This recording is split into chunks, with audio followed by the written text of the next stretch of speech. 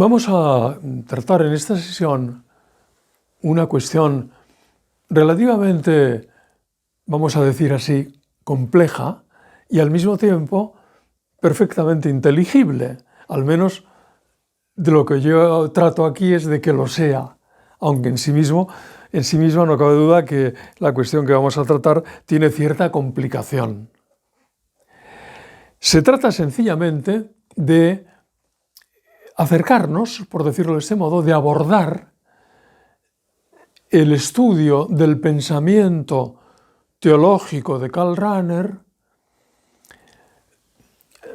sin más como un acercamiento, como digo, una aproximación, dada la amplitud, la envergadura del tema. Y sobre todo dada también la limitación de tiempo que tenemos. A mi entender, una sesión de estas características, analizar el pensamiento teológico de un autor como Karl Rahner, podría ser, en este caso es él, podrían ser otros autores análogos en cuanto a la producción teológica, a la importancia de su pensamiento, etc., ¿no? Se puede abordar, digo, de diversas maneras.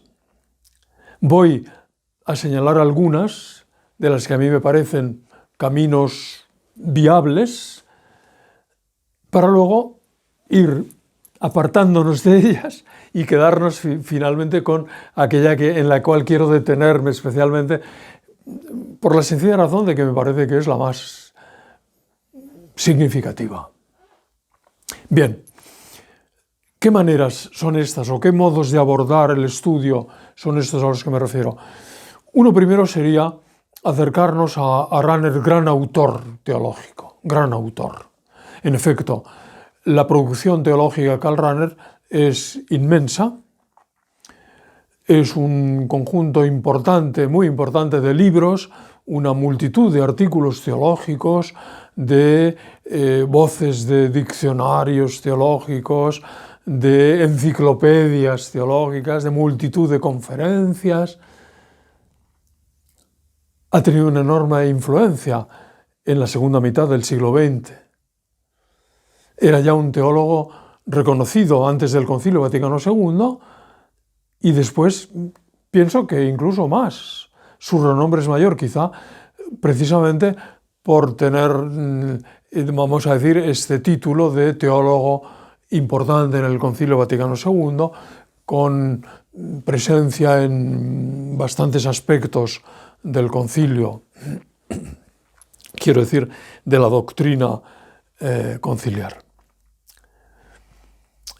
Libros, artículos, conferencias, etcétera, etcétera. Todo esto, ven ustedes, es un capítulo inmenso.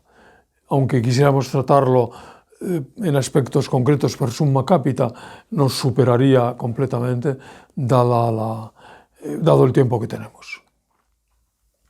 Por tanto, esta vía la vamos a dejar abandonada desde el principio.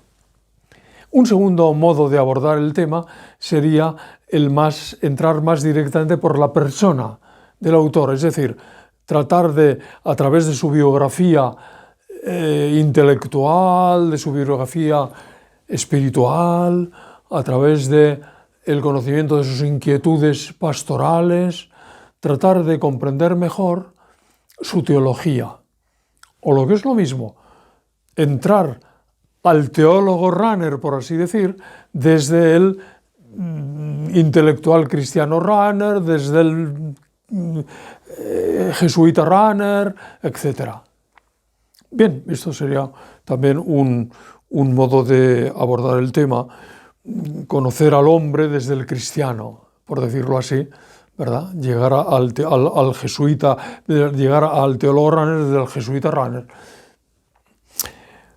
También es un tema inmenso, amplísimo, no podemos detenernos en él, en esta temática. Rahner ha dialogado desde sus presupuestos intelectuales y espirituales, ha dialogado con la ciencia contemporánea, con la filosofía contemporánea, con la cultura contemporánea en general, con ánimo pastoral, es decir, tratando de hacer presente la visión cristiana, quizá hoy menos aceptada, podríamos decir.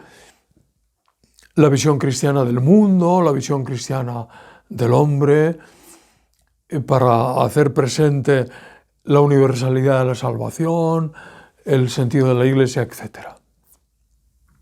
Un tercer modo, un tercer camino de aproximación, de acercamiento a nuestro autor es acercarnos a él como teólogo especulativo. Es decir, acercarnos a él buscando, queriendo captar, mostrando las claves de su pensamiento sistemático, teológico, inferir, si es posible, cuáles son los elementos dominantes, los inputs dominantes en su reflexión teológica especulativa sobre la revelación. Esto es lo que aquí queremos hacer. Creo que debo decir que es lo que queremos modestamente, pobremente hacer, dada también la enormidad y la dificultad de la cuestión. ¿Qué queremos, en definitiva? Queremos, aunque parezca una tarea complicada y una tarea en cierto modo pretenciosa, queremos entender a Rahner desde Rahner. Esto es lo que queremos. Entender a Rahner desde su concepción teológica básica de la revelación cristiana, no desde fuera, sino desde dentro de él. Y tratar de verlo cuando él se ocupa precisamente de exponer sistemáticamente la fe, sea un aspecto determinado de la fe, sea en general la fe cristiana, la revelación cristiana. Tratamos de entender las cosas así para luego también enfocar críticamente su metodología.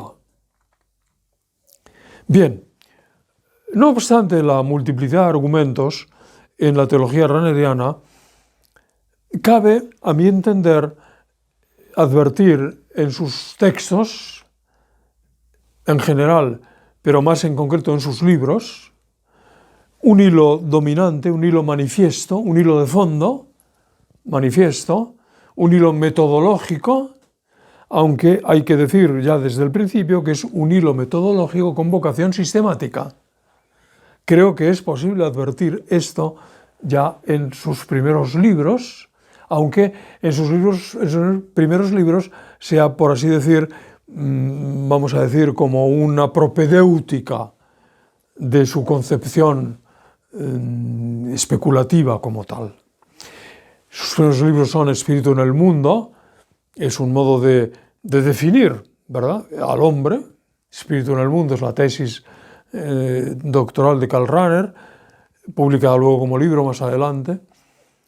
El hombre es eso, un espíritu en el mundo material. Y al mismo tiempo, en su segundo libro, El oyente de la palabra, pienso que concreta más este modo de mirar al hombre como un espíritu en el mundo material, por tanto, en su singularidad, especialmente manifestada en que es el oyente de Dios, el oyente de la palabra, el que es capaz de un diálogo con Dios, etc.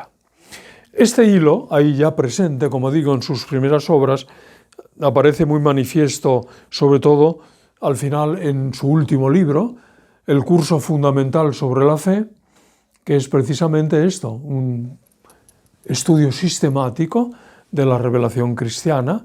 El subtítulo lo explica muy bien, es una introducción a la noción de cristianismo. Es una expresión sistemática. Y ahí se advierte, lógicamente, mucho mejor el método especulativo rahneriano, sobre el que aquí, como digo, quiero expresar algunos elementos fundamentales. ¿Cuál es, a mi entender, la clave dominante en ese hilo metodológico especulativo al que me estoy refiriendo? ¿Cuál es la clave más determinante? Es decir, ¿qué caracteriza la actitud con la que el teólogo Rahner afronta desde sus propios presupuestos la reflexión sobre los misterios de la fe, sobre la revelación? O dicho de otro modo, ¿cuál es la intuición teológica primordial, si es que podemos expresarla, en Karl Rahner? Creo que se puede. En el fondo pienso que esto se puede hacer de cualquier autor que expone sistemáticamente la fe, ¿verdad? Se puede captar cuál es la intuición primordial teológica suya, de su pensamiento teológico. Bien, en Karl Rahner, esta intuición primordial creo que está compuesta de dos aspectos inseparables, por tanto es una unidad. Dos aspectos inseparables que aquí podemos separarlos sin más en nuestra exposición, aunque son inseparables, como es lógico, se dan en unidad.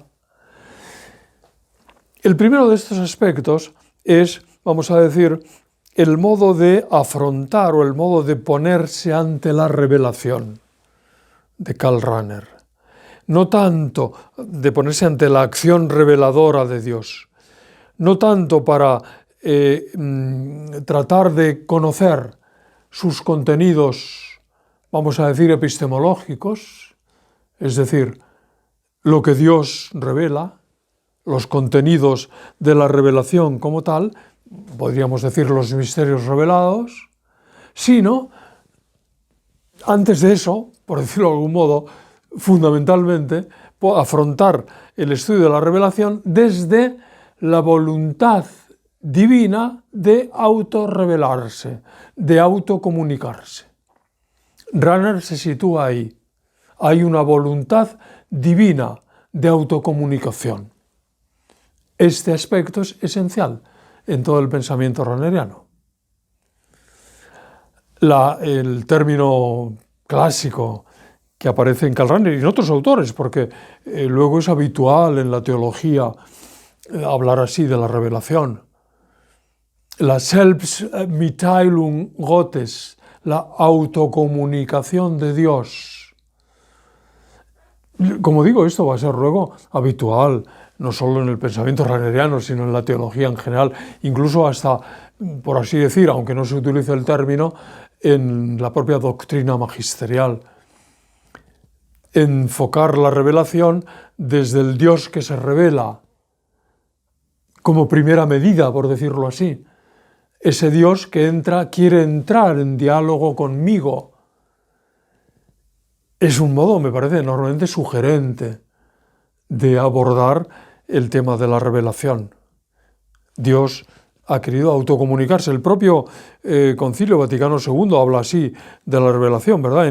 Por ejemplo, en Dei Verbum número 2 dice: Dios dispuso en su sabiduría revelarse a sí mismo, dar a conocer el misterio de su voluntad, mediante la cual los hombres, por medio de Cristo, Verbo encarnado, tienen acceso al Padre en el Espíritu Santo y se hacen consortes de la naturaleza divina, ¿verdad? Dios ha querido autorrevelarse, autocomunicarse. Bien, esta es la primera, vamos a decir, dimensión de la intuición teológica primordial de Rahner. La autocomunicación es situarse ante la revelación desde la voluntad divina. En cierto modo es ya situarme desde la intención divina. Es como si yo ya me situara teológicamente, por decirlo así. Es un modo que utilizo yo de hablar para explicarnos. Es ya como situarse dentro de la voluntad divina, de autocomunicarse, ver las cosas desde ahí, por decirlo de algún modo. El segundo aspecto, decía que hay como un segundo componente en Karl Rahner, y es modo primero de abordar la acción reveladora de Dios desde la voluntad divina de autocomunicarse, exige necesariamente un interlocutor.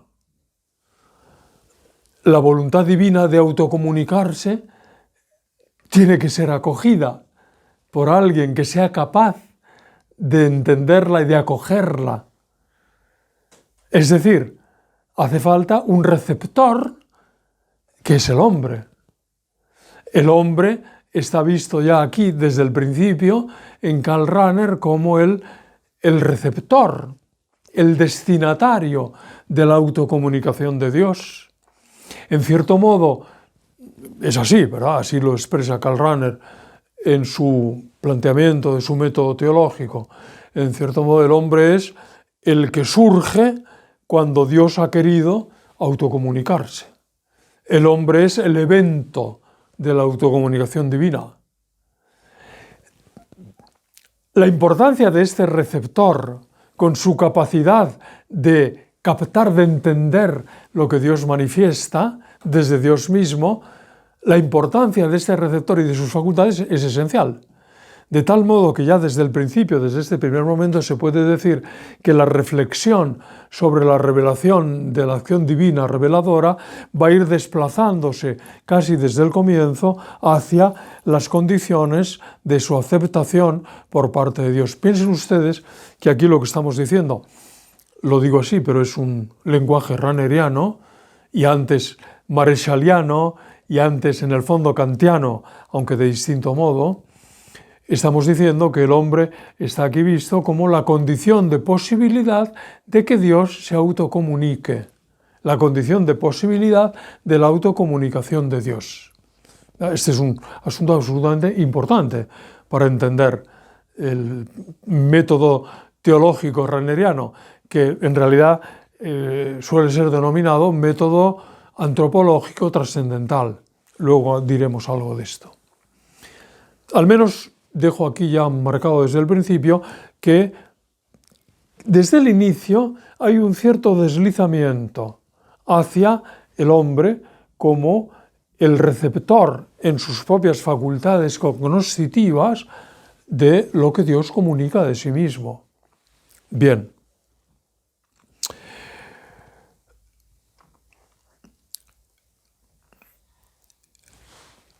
Es interesante marcar también, por tanto, desde el principio que estamos de acuerdo en que Dios ha querido libremente autocomunicarse al hombre, Dios ha querido entrar en diálogo con él, Dios ha querido darse a conocer, en cierto modo cabría decir Dios ha querido darse.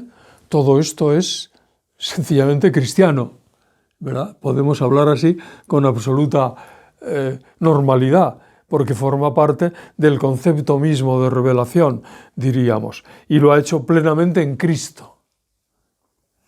A partir de aquí cabría seguir reflexionando sobre lo que Dios me ha dicho en esa autocomunicación suya, sobre lo que Dios me ha dicho sobre sí mismo, también sobre mí, porque al revelarse Él me está también diciendo ¿qué soy yo? ¿Quién soy yo? Bien. Por ahí se sigue habitualmente en la teología, podríamos decir. No es este, sin embargo, el camino por el que opta, el camino metodológico, es una redundancia, ¿no? El camino teológico por el que opta Karl Rahner, que es donde quiero yo detenerme, es lo que quiero subrayar, porque si no se entiende esto, no se entiende nada de lo que él dice desde su pensamiento. Desde su pensamiento, que es en él coherente con su punto de partida, con sus presupuestos y con sus intenciones. Es un pensamiento teológico coherente. Es un pensamiento teológico coherente desde dentro de él, no comprensible desde fuera, y por tanto también desde dentro de él pienso que es un pensamiento que puede ser críticamente juzgado. ¿Cuál es ese camino por el que ha optado Karl Rahner a partir de esa autocomunicación divina? Él, como decimos, ya ha situado la autocomunicación en la voluntad divina primera de autocomunicarse y sobre todo en el sujeto receptor, que es el hombre, con unas determinadas cualidades o facultades que le hacen capaz de ser ese interlocutor de Dios. La vía que él sigue es esta, dicha así, pienso que con sencillez. Como es un proceso de automanifestación, como es un proceso de darse a conocer, es un proceso de conocimiento donde hay vamos a denominarlo así, un objeto a conocer, por decirlo así, Dios que se manifiesta, y un sujeto conocedor, que es el hombre, y en el proceso de conocimiento, tal como lo especifica Karl Rahner en su teoría del conocimiento, hay una relación condicionante mutua entre sujeto que conoce y objeto conocido, que se da a conocer, una relación condicionante mutua entre ambos, de tal manera que cada uno pone en el otro lo suyo para que pueda darse esa relación de conocimiento, podríamos decir, en ese manifestarse Dios ad extra desde él mismo, desde su conocimiento ad intra, podríamos decir, desde su verdad, desde su verbo, en su palabra, con mayúscula, diríamos, ¿verdad? El análisis de ese proceso de darse a conocer está visto por Karl Rahner, él opta a hacerlo así, está visto desde la recepción de esa autocomunicación por parte del hombre. Y siendo Dios quien se manifiesta, y el hombre el sujeto receptor de ese conocimiento de Dios desde el conocimiento mismo de Dios, algo tiene que haber en el hombre, algo tiene que haber puesto Dios en el hombre para que pueda ser capaz de recibir, de acoger ese conocimiento. Dios ha puesto en el hombre algo que le permite, que le hace capaz, que le capacita para ser el que acoge la palabra de Dios, el oyente de la palabra. Por tanto, y esto es el modo rahneriano de hablar, hay en el hombre un a priori, algo puesto a priori, que él llama a priori trascendental. Trascendental aquí quiere decir que está dentro de las facultades cognoscitivas del hombre, ¿verdad? Ya en el proceso cognoscitivo del hombre desde él mismo, desde su facultad cognoscitiva, hay un a priori cognoscitivo, trascendental, que le permite ser sujeto de este conocimiento de Dios, es decir, una pura apertura del hombre al ser, con mayúscula, a Dios. Algo hay en mí, un a priori trascendental, que me hace ser sujeto, y lo ha puesto Dios en mí como creador. Está en mi naturaleza como tal. El hombre es, como decíamos antes, el evento de la autocomunicación de Dios. Fíjense ustedes, vuelvo a decir lo mismo sin detenerme excesivamente en la cuestión. Cuando las cosas se plantean así, desde este modo de ver la revelación, desde una voluntad divina de autocomunicación que ya crea al hombre con estas características y pone en él este, vamos a decir, a priori trascendental, luego diremos cómo lo expresa Rahner, y ya estamos poniendo la atención no tanto en Dios que se revela, cuanto en el hombre que recibe esa comunicación. Está derivándose este método de afrontar la revelación, este método va llevándonos desde el Dios que se revela hacia el hombre que acoge esta revelación y que es el que nos va a mostrar en realidad a través de sus facultades cómo es Dios, qué es Dios. Dejo esto aquí y volveré luego. Solo lo señalo para que se vea desde el principio cómo aquí hay una derivación, vamos a decir, desde la teología a la antropología. Es evidente que en la teología como tal, en el cristianismo como tal, en el mensaje cristiano, en la propia revelación, por tanto, en la teología hay una dimensión, por decirlo de este modo, antropológica. Es decir, ahí se está hablando también del hombre, sin duda. Es indudable que se puede decir que en lo específicamente cristiano, así lo diría, por ejemplo, Baltasar, en lo específicamente cristiano hay algo profundamente antropológico referido al hombre, qué duda cabe. Es más, me parece que en la propia doctrina de la Iglesia, por ejemplo en el Concilio Vaticano II, está esto expresado formalmente. Recuerden ustedes aquel famoso pasaje de Gaudium et Spes 92, pasaje repetido multitud de veces por Juan Pablo II. Les cuento una pequeña anécdota y así hacemos esta sesión más amable, en cierto modo. Estaba yo una vez con un... Hoy día es un obispo en España. Antes era un profesor de teología y sobre todo un señor que había hecho una tesis doctoral sobre un tema muy interesante, que era Gaudium et Spes número 22, y que es al texto al que me estoy refiriendo.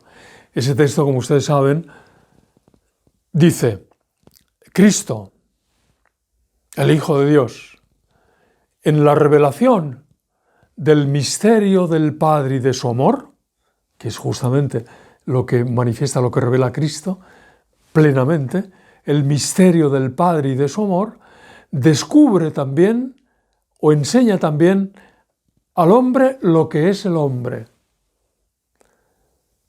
y le manifiesta la grandeza de su vocación. En ese conocimiento del misterio del Padre y del amor del Padre también está revelado lo que es el hombre. Efectivamente, aquí, como ven ustedes, se está diciendo que la propia revelación tiene como un elemento esencial, una dimensión esencial, que es una revelación sobre el hombre mismo, una dimensión antropológica, cabría decir. Hay como una valencia antropológica en lo teológico, qué duda cabe. La propia doctrina de la Iglesia habla así, como digo. Vuelvo a la anécdota para no dejarla sin terminar. En su tesis doctoral había estudiado detenidamente Gaudium et Spes número 22, e incluso había luego contado las veces y había visto cómo está utilizado en Juan Pablo II. Esa era su tesis. Gaudium et Spes número 22 en Juan Pablo II, en el magisterio de Juan Pablo II. Incluso había contado, no sé yo si muy exactamente, pero en fin, por lo menos decía 10.000 veces aparece ese texto. Y él tenía la inquietud de ver de dónde procedía ese texto en la elaboración de Gaudium et Spes. Y entonces tuvo ocasión de preguntárselo a Juan Pablo II, siendo ya obispo, en una visita ad limina, después de dar razón de lo que tenía que dar razón de su diócesis, pues ya en privado le dijo: Santo Padre, ¿puedo hacer una pregunta personal? Sí, le dijo el Papa, sí, no hay ningún inconveniente. Y le dijo: Santo Padre, mi pregunta es esta. Este texto de Gaudium et Spes número 22, que yo he estudiado detenidamente, ¿quién lo escribió? ¿De quién es este texto? Y Juan Pablo II le miró así, ¿verdad?, un poco sorprendido por la pregunta, y sonrientemente le dijo: Gaudium et Spes 22 es del concilio. Quien lo ha escrito es el concilio, es un texto del concilio, no de ningún autor privado. Bien. Efectivamente, el concilio habla así, ¿verdad? En el conocimiento que Dios da de sí mismo, hay también un conocimiento de lo que es el hombre. Esto es indudablemente así. Pero dicho esto, conviene también poner de manifiesto que ¿verdad?, las tesis teológicas pueden tener un contenido antropológico, pero no hay que, como diríamos, identificarlo, ¿verdad? No podemos caer en una visión antropocéntrica de la teología, de ninguna manera. Dios se revela a sí mismo, pero no hay un develamiento recíproco entre Dios y el hombre, aunque esté hablando también del hombre, ¿verdad? La revelación cristiana está por encima, por decirlo de algún modo. Bien, vuelvo a Karl Rahner. ¿Cómo entender o cómo expresa él este a priori trascendental? Esto que ha puesto Dios en mí, que me hace sujeto, receptor, acogedor de su autocomunicación. Ese a priori trascendental lo expresa Rahner como una noción, podemos decir una noción complicada, una noción difícil y sobre todo una noción bastante sorprendente, que es la noción que él denomina existencial sobrenatural. Se ha dicho que esta noción, por el nombre que utiliza, sobre todo por el término existencial, es una noción fundada en Heidegger, como si el pensamiento de Karl Rahner fuera heideggeriano en este momento. El mismo Rahner ha dicho que no, que él no es un seguidor de Heidegger, aunque cursó un curso de Heidegger en su juventud, asistió a un curso de Heidegger en su juventud en la universidad, pero él luego no ha seguido la producción filosófica de Heidegger, ni se siente heideggeriano, nunca lo ha estudiado. No obstante, qué duda cabe que el término sí es o puede sonar a, porque quien habla de los existenciales es Heidegger. Cuando habla del hombre, el Dasein, el ser ahí, que es el hombre, arrojado en la existencia, en ese existir del hombre hay unos elementos determinantes de su existencia que él denomina existenciales, que expresan ese modo de existir. Bien, Rahner habla de lo que él llama, algo que no puede ser de ningún modo heideggeriano, que es un existencial sobrenatural. Un existencial sobrenatural. Es decir, en el hombre en la existencia, en el existir del hombre, hay una realidad totalmente determinante de su existencia, una realidad sobrenatural que al no poder ser simplemente algo de Dios, es Dios mismo, dirá Karl Rahner. En la estructura ontológica del hombre, como evento de la autocomunicación divina, hay un elemento intrínseco, dirá nuestro autor, un elemento intrínseco que determina todo el ser del hombre, todo el actuar del hombre, que permanece siempre en él, incluso aunque se rechace, que es sobrenatural y que es Dios mismo. Eso es el existencial sobrenatural. Eso lo llama Rahner gracia increada, que es de la que él habla. La gracia creada, de la gracia creada no habla Karl Rahner. Gracia increada que, ¿cómo razonarla? ¿Verdad? Solo puede ser razonada por la causalidad formal, solo puede ser razonada de ese modo. Incluso cabría denominarlo causalidad cuasi formal.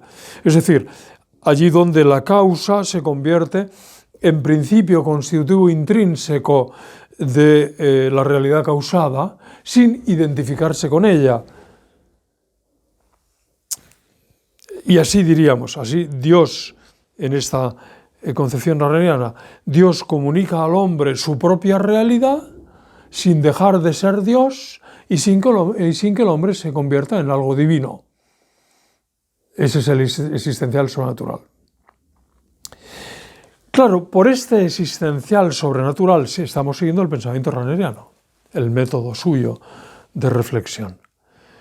Por este existencial sobrenatural que hay en mí, podríamos decir, en el hombre, como criatura hecha así para ser el oyente de la palabra, el evento de la autocomunicación de Dios, cada acto espiritual del hombre, cada acto de conocimiento de mí mismo, cada acto profundo de amor del hombre, de sufrimiento, de soledad, en fin, los actos espirituales, por expresarlo así, cada una de estas experiencias profundas espirituales del hombre es también, por el existencial sobrenatural, experiencia de Dios, es también experiencia de Dios. A esto lo llama Rahner experiencia trascendental. Toda experiencia espiritual es, por el existencial sobrenatural, experiencia trascendental, experiencia de Dios mismo. Fíjense que a todo esto es a lo que conduce, vamos a decir por coherencia interna, a lo que conduce el pensamiento rahneriano. Cuando podemos glosar así lo que estoy diciendo, cuando el razonamiento teológico se empeña en partir desde Dios, queriendo dar razón de la intencionalidad creadora y reveladora de Dios, puede acabar explicando todo desde el hombre, como condición de posibilidad de esa comunicación. Evidentemente uno puede decir, Dios me ha creado para Él. Y esto está bien dicho. Dios me ha creado para Él, para gozar de Él, ¿verdad? Esto es cristiano, profundamente cristiano. Podríamos decir, hablar así del hombre es hablar del hombre sin salir de Dios. Pero no es lo mismo esto que decir, Dios me ha creado, por decirlo de este modo, a causa de Él, porque Él quería autocomunicarse. Así estoy hablando de Dios, en realidad sin salir del hombre. ¿Verdad? Esto deriva, como vengo diciendo desde el principio, hacia un modo de concebir las cosas que luego se ve claramente en algunos aspectos del pensamiento rahneriano, ya vamos a decir más desarrollado. Ahora estamos hablando de los elementos esenciales. Si hubiera más tiempo, o en otra sesión, podríamos detenernos más precisamente en estas consecuencias que se ven. Bien, el punto culminante de la teología, de esta teología de la autocomunicación divina, y por tanto donde más se manifiesta, a mi entender, más claramente también la limitación, es alcanzado cuando en la especulación sobre el significado de la encarnación del Verbo. El significado de la encarnación del Verbo, del Logos divino. Así, pienso que en esto estoy de acuerdo con Karl Rahner, hay que hablar de la encarnación del Verbo, del Logos. Indudablemente cabe hablar en sentido cristiano de la encarnación de Dios, porque el Verbo es Dios.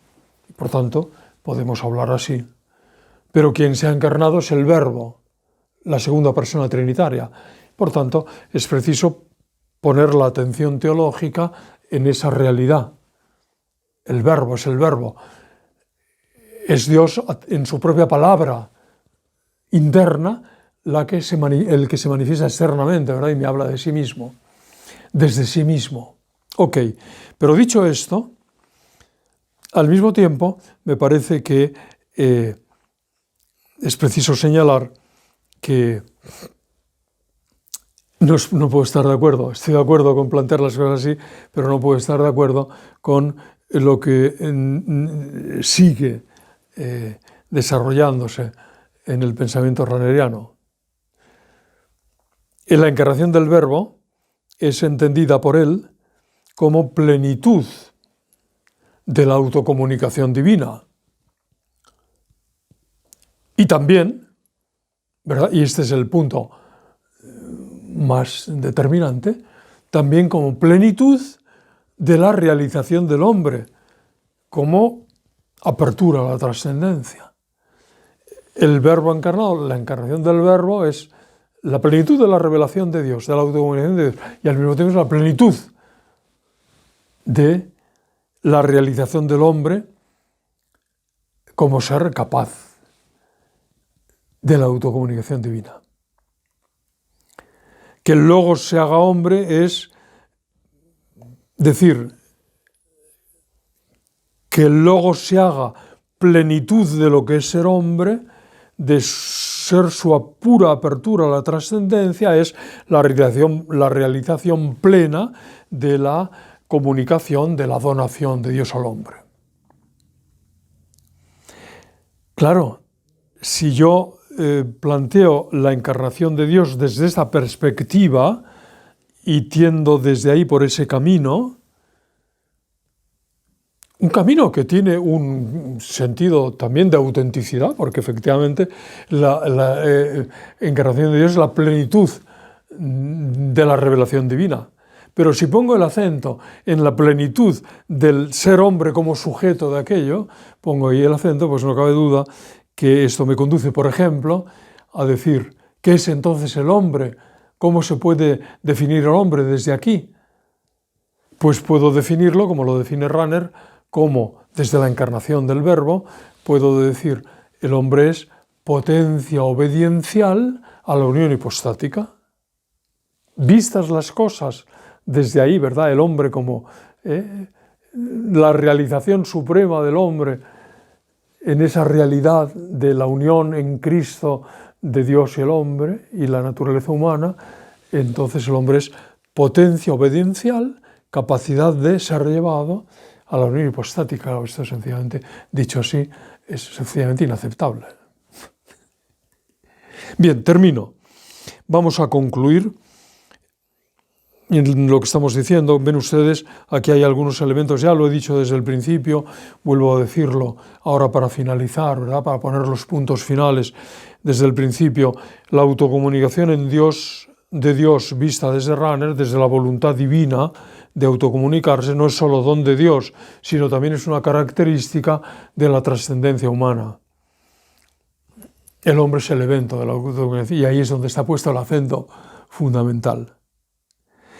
Por tanto, no solo hay desde este modo de plantear las cosas, no solo hay una estrecha relación o reciprocidad entre teología y antropología, que la hay, sino lo que hay en realidad aquí es una identidad de conjunto entre teocentrismo y antropocentrismo. Este es un punto que necesariamente debe ser manifestado, una expresión, un juicio crítico sobre esta metodología teológica. Aquí la antropología está concebida como una cristología deficiente, por expresarme así, o la cristología es una antropología que se trasciende a sí misma, por expresarlo de este modo. En esta teología, en esta cristología rahneriana, diríamos, la construcción está hecha, la construcción intelectual está hecha, no desde la relación padre-hijo, ¿verdad? No vista desde esa relación del Dios eterno y su Hijo encarnado, y por tanto desde la relación filial entre el Padre y el Hijo, sino que está más bien centrada en la relación creador-criatura, ¿verdad? Es como un modo de llevar al punto culminante esta relación creador-criatura. No está hecha la cristología desde la Pascua, sino más bien desde la creación, por decirlo de algún modo. Y por último, en esta cristología hay un elemento que necesariamente hay que poner de manifiesto críticamente, y es que la encarnación del Verbo en el pensamiento cristiano es inseparable en cuanto a misterio de Cristo, es inseparable de la muerte de Cristo en la cruz y de la resurrección de Cristo. El misterio pleno de Cristo es ese, no solo misterio de la encarnación, del hacerse hombre, sino del hacerse hombre para morir, eso es Cristo, y el hacerse hombre para morir, para resucitar.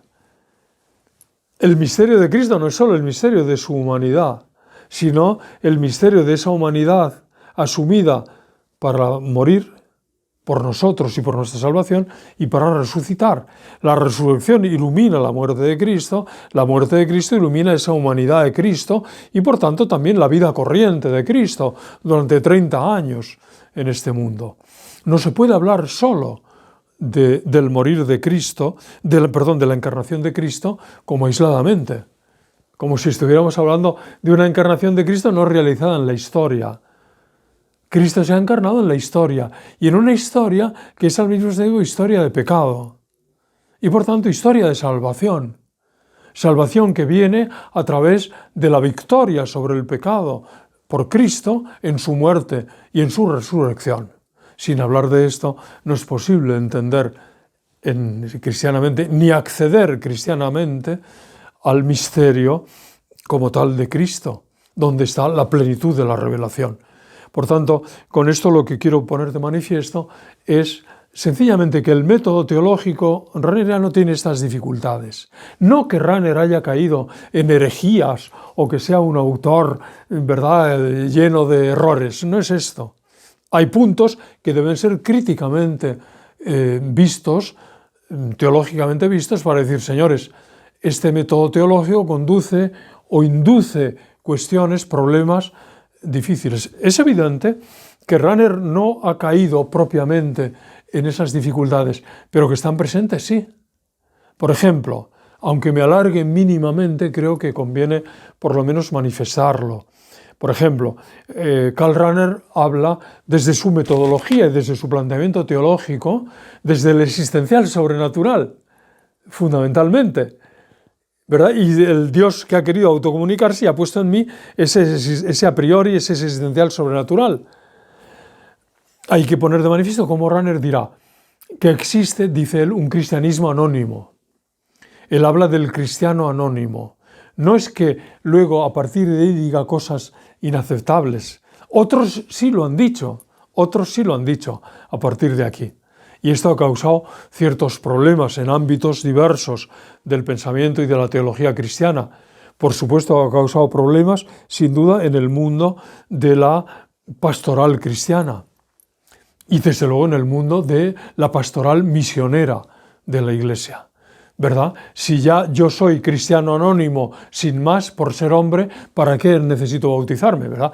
Hasta ahí han llevado algunos la cuestión, alejándose enormemente de la doctrina cristiana y por supuesto también del pensamiento rahneriano, porque él no llega ahí, aunque en él esté esto, aunque él no lo diga. Otra cuestión que sería larguísima de expresar, sería lo que él llama, lo que se llama, y ha tenido un desarrollo enorme en el pensamiento cristiano, el axioma fundamental de Rahner, el axioma trinitario, que viene a decir, es un poco más complejo y por tanto lo debo decir rápidamente, aunque me alargue un poquito. Se puede cortar esta sesión donde ustedes quieran. Yo lo dejo dicho y luego si lo utilizamos bien y si no lo dejamos.